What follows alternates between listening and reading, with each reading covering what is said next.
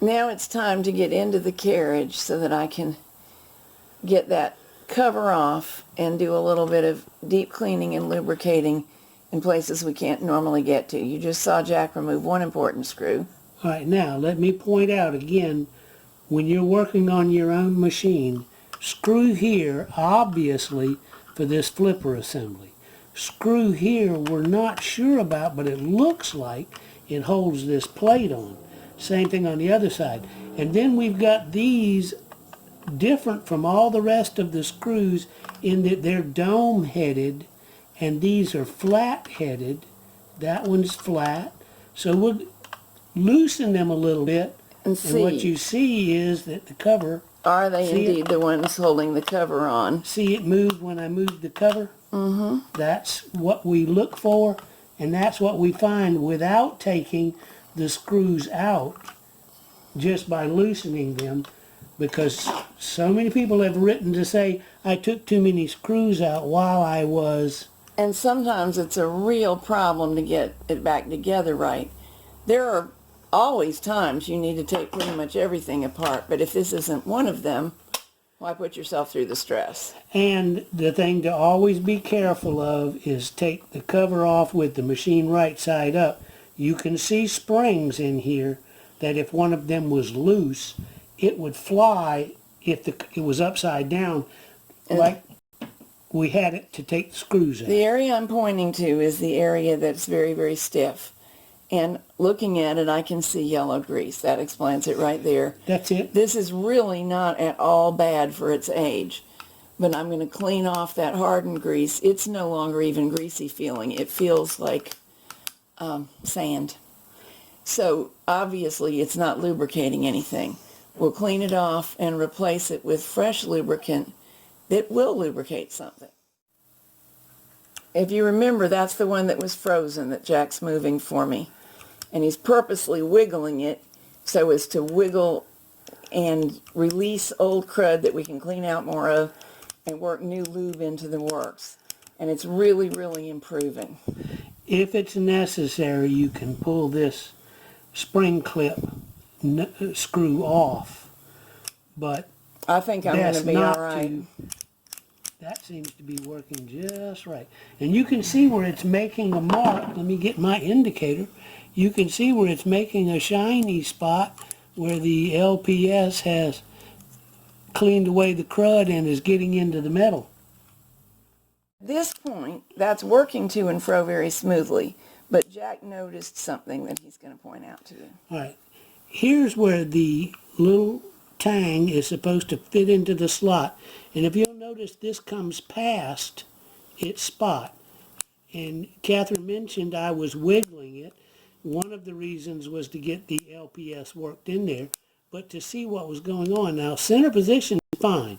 You saw it drop right down in there. Now, end position, it's not dropping down in there. And the other side does. Right, the other side, see, it's in its end position. This end position, see, it won't come this way past it like the other side does. Center position, sit. So it looks more likely that the one on the left, farthest from us in the picture now, Is correct. and the one on the right could use adjustment.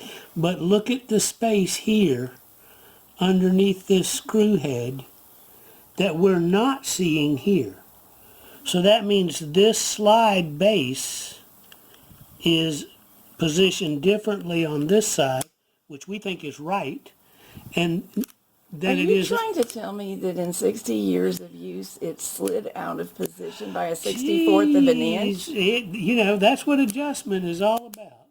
You loosen the back screw, and you got to be careful because that lets this spring piece rotate.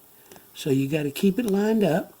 But we loosen that screw, we loosen this screw, and if you'll notice, I just tapped like this, just enough to cover the hole that we were seeing. And now look at my lock. It's right there where it should be in all three positions. And so we'll just tighten these two screws back up. And all this time, we've been letting the LPS one kind of soak. I'm going to go over it. It's loosened some more crud, I can tell.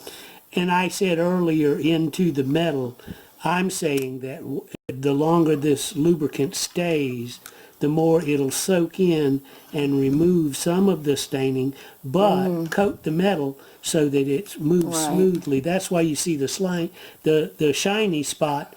That's where this rubs the metal, and we want that LPS to soak in. In here, I thought you might like to watch what happens when we adjust the stitch size. Watch the plate moving. Right there. See it moving all the way to the edge when we get as large as we can go and coming back towards us. Now really what's happening here is not what changes the stitch size. But because it's moving, it's also changing the length of the needle path. Right, and this occurs right here. This is the same as the brothers. This end floats, and you'll notice that when the stitch size is one way, this moves up and down.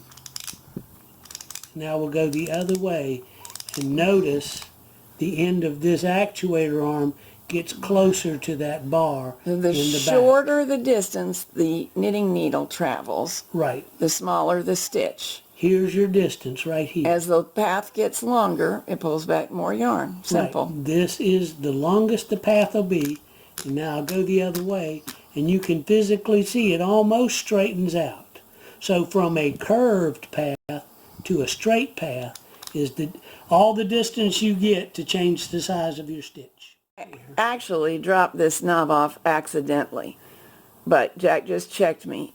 It goes on, back on like this, oriented with this mark towards the buttons, this perpendicular compass-like oriented as you see it.